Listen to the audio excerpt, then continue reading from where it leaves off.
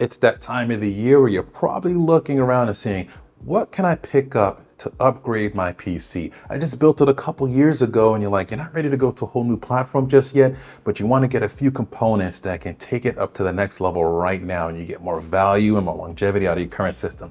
I'm going to give you 4 different components that I upgraded personally myself that I would recommend you check out as well too.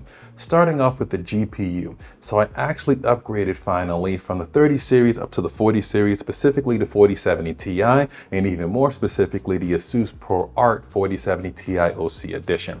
Now, the reason I picked up this graphics card is because not only am I a gamer, I'm a content creator as well too, and I really need a powerful GPU to really push this content out. And the 4070 Ti takes care of gaming for me pretty much on all levels. It's a really good gaming card, but the additional 12 gigabytes of VRAM, the dual encoders in this as well too, just make it such a great card for video editing and content creating. It's also pretty quiet and silent with the triple fan setup, and it has a nice sort of elegant look. It isn't too gamery, isn't too RGB and all of those stuff like that, but it does cost a little bit more when you do get this card. It was about $849 when I picked it up, but I would recommend if you're not looking for necessarily a content creator focused one, go ahead and get some of the cheaper ones out there. They're a little more gamer, sort of like, you could probably save yourself about $100 or so, but the GPU is probably one of the first things I would definitely kind of recommend if you have it in your budget to do so. And besides the GPU, the next thing I would recommend is upgrading your storage, specifically your SSD. Your NVMe's have dropped in price so drastically. So when I first set this system up about a couple years ago,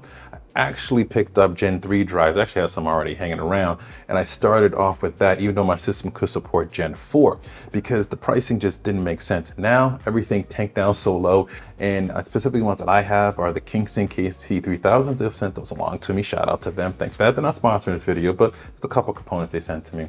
But I have the 1 terabyte as a boot drive, and I have the 2 terabyte version as sort of my storage data and everything else sort of used with it. I also have a Samsung 980 Pro that I had on my old PS5, and I popped it into here as well too.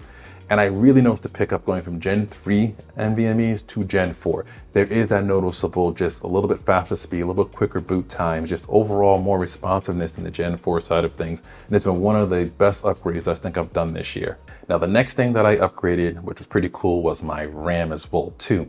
Now, shout out to Kingston again. They sent me along their Refresh Renegade DDR4 RGB memory. This is a 64 gigabyte kit with 3600 mega transfers in speed. The reason I did the upgrade with this one is because my previous kit was okay, but it had some stability issues every now and then. You really couldn't push it. I kind of pushed it a little bit over the specs slightly. This particular kit has been fine from the get-go. Went at 3600 right off the bat. I haven't had a single problem with it. And the RGB function's actually a lot better than my previous kit. I have more control over it, and it's just more consistent overall. So that's one of the things that I recommend, because RAM prices have also dropped down considerably. And if you have a DDR4 system, I would still look around and see if you can bump that up. If you're 32 gig, maybe to 64 gig, or get yourself a little bit of a faster kit out there right now. I know DDR5 is up, but it's a whole new platform you're gonna have to pick up.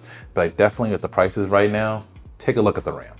Now, another easy and simple upgrade to look at would be your CPU. See, now I'm rocking the AM4 platform with AMD, and when I originally set this up, I actually bought the Ryzen 9 5950X, but thanks to TechNote, a shout out to them, I actually kind of watched and kind of saw the differences in sort of performance, and I saw I was spending a little bit more money than I needed to, so I decided to go down to the 5900X, and that has been a great CPU for me. Absolutely solid. I believe 12 cores, 24 threads.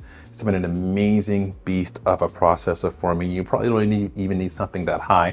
I'll definitely recommend that. Even the 5950X is still a good recommendation now to go one step even higher, probably the highest you can go on AM4 right now.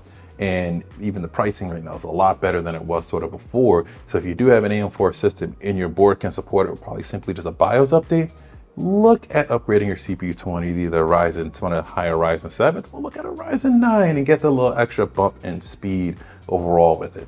And that's sort of the whole point of all these upgrades that I recommended, because it's all about getting a little bit more out of your system, getting more longevity out of it, especially at the pricing and where the components are right now. These are definitely 4 I would recommend. Let me know what you would recommend in the comments as well too for these upgrades. And these upgrades were for people that are gamers and also for folks that work in the content creating space. I think this is a good blend of both.